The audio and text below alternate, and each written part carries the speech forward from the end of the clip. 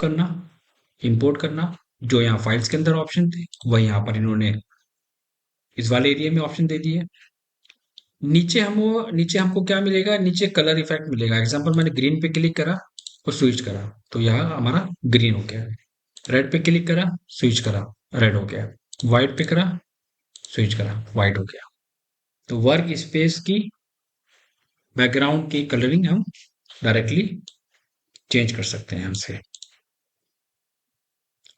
तो अब बात आती है यहाँ पर कि जैसे कोरल ड्रॉ में काम होता है, जैसे फोटोशॉप में काम होता है, वैसे ही इसमें भी होता है। हमने मैथ्स में कुछ ऑप्शंस पढ़े थे, लाइन टूल के पढ़ा था, ट्रिम पढ़ा था, कॉपी पढ़ा था, मूव पढ़ा था।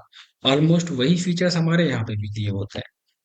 तो सबसे पहले तो अब हम बात करेंगे यहाँ पर वेक्टर एडिटिंग के ऑप्शंस की, कि वेक्टर एडिटिंग ऑप्शंस क्या क्या होता है। फर्स्ट ऑप्शन है हमारा सेलेक्ट वेक्टर। फर्स्ट ऑप्शन हमारा कहलाता है सेलेक्ट वेक्टर। सेलेक्ट वेक्टर का मतलब क्या होता है कि एग्जांपल लो, अगर हम कोई ऑब्जेक्ट क्रिएट कर रहे हैं तो उसको सेलेक्ट करने के लिए हमें यहाँ पर क्लिक करना पड़ेगा सेलेक्ट वेक्टर, तब वो सेलेक्ट होगा। Number one point. अगर हमारे पास कुछ डिफरेंट डिफरेंट ऑब्जेक्ट हैं और उनको अगर हमें सेलेक्ट करना होगा तो सेलेक्ट वेक्टर पे जाके 1 2 सेलेक्ट हो गया। और मल्टीपल सेलेक्ट करना होगा तो हम शिफ्ट का यूज करेंगे, पहला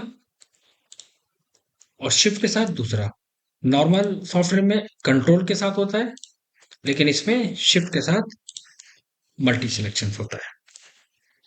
एक तो ये पॉइंट हो गया। तो सेलेक्ट वेक्टर का काम क्या होता है? सेलेक्ट वेक्टर का काम होता है कि हम ऑब्जेक्ट को सेलेक्ट कर सकते हैं। इसी में आता है नोड एडिटिंग। अब नोड एडिटिंग का मतलब यहाँ पर क्या होता है?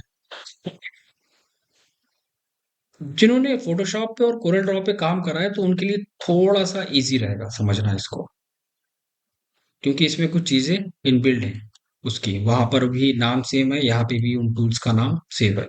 तो नोड एडिटिंग में क्या है, आप जब क्लिक करोगे तो इसके नोड शो करेगा। नोड का मतलब है 1 2 3 4, ये नोड है।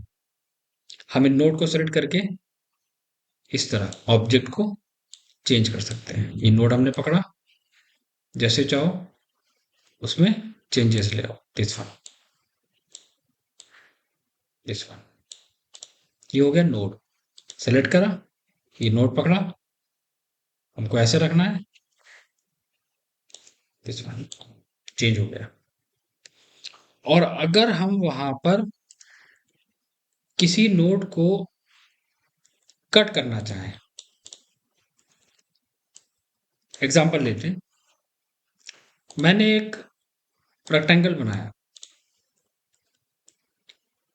नोड एडिटिंग पे आओ, ऑब्जेक्ट पे क्लिक करो। अगर मैं यहां पर कर्सर को प्लेस करूंगा, मतलब कहीं पे भी यहां पर कर्सर को प्लेस करा और सी टाइप करा, तो वहां पर उसने क्या करा, एक नोड दे दिया। फिर यहां पर कर्सर लेके आए, सी टाइप करा, तो वहां पर एक नोड आ गया। अब हम सेलेक्ट वेक्टर पे जाके जैसे ही उसको मूव कराएंगे तो हमने क्या देखा, उसने उतना पर्टिकुलर एरिया वहां से कट कर दिया। सबसे पहला ऑप्शन, हम नोड एडिटिंग पे गए, कर्सर को, ऑब्जेक्ट को सेलेक्ट करा, कर्सर को प्लेस करा, सी टाइप करा फर्स्ट, अगेन थोड़ा सा डिस्टेंस पे, अगेन सी टाइप करा सेकंड, और उसके बाद हमने इसको मूव करा लिया।